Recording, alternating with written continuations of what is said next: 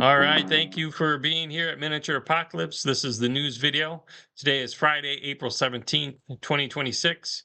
I've got some news, including Kings of War Champions news, Fantasy Flight Games, and Warmachine, amongst others.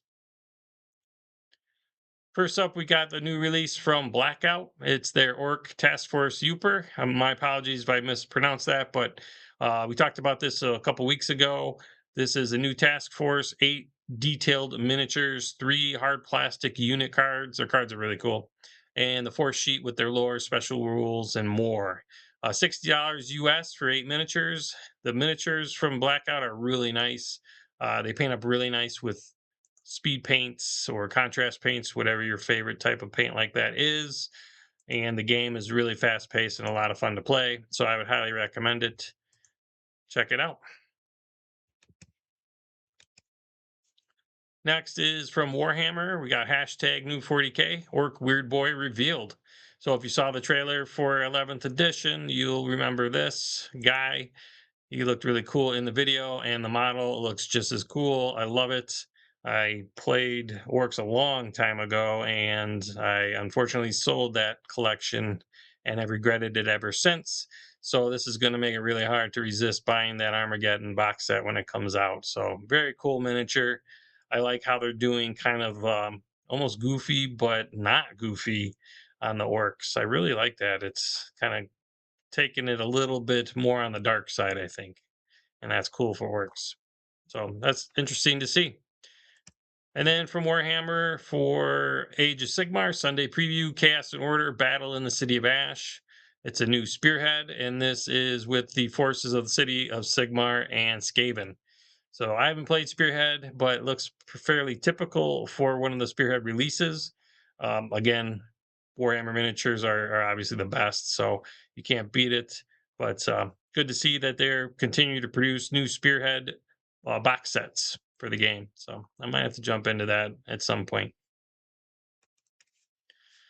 And then some news from One Page Rules, OPR, Worlds Beyond Brawl. So they're making a collaboration with 18 miniature creators on MyMiniFactory's Frontiers. So that's awesome to see. They're just widening the net.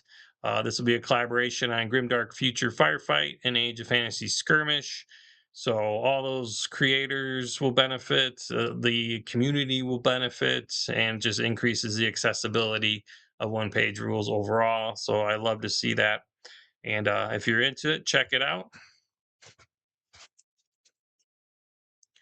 And then some sad news from Fantasy Flight Games. Looks like Descent, Legends of the Dark is going to be discontinued.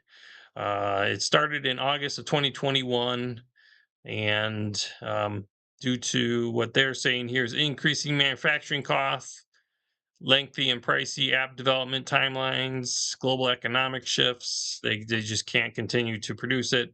So again, sad to see. They were working on Act 3, I guess, and that is no longer in development. But the app will continue to be supported, though no new additional content will be added. And then the Descent Terranoth universe itself will carry on in the video games. So sad to see. You hate to see something like that be discontinued. Hopefully, it'll come back at some point. And then for Mantic Games, Kings of War Champions. So they've been hyping this game up for the past couple of weeks. They had some new releases last week. Now Champions is live on their companion. If you haven't used the Mantic companion, it is one of the best. I think to me, One Page Rules is the best, especially because it's free. This would be, in my opinion, second best. It's very easy to use. It works really well. You do have to pay for some of the advanced features, but it does have free stuff as well. So there is the option to use it for free. So Champions is now going to be included on it. They also have some special deals on the Kings of War Champions company boxes. If you buy 2, you get 15% off. If you buy 3, you get 20% off. If you buy 4, you get 25% off. So if you are a player or want to jump in, it's a good way to do it. It's just nice being able to buy one box and knowing that's all you need for a force. And then once you get that assembled and painted, you can play. And it just makes it really accessible. And I love to see that. So Good on them. Kings of War Champions is fun. If you're familiar with Kings of War, it's basically the same rule system with a little bit of some tweaks to make it a little more focused on the special troops that are the champions. So it's really cool.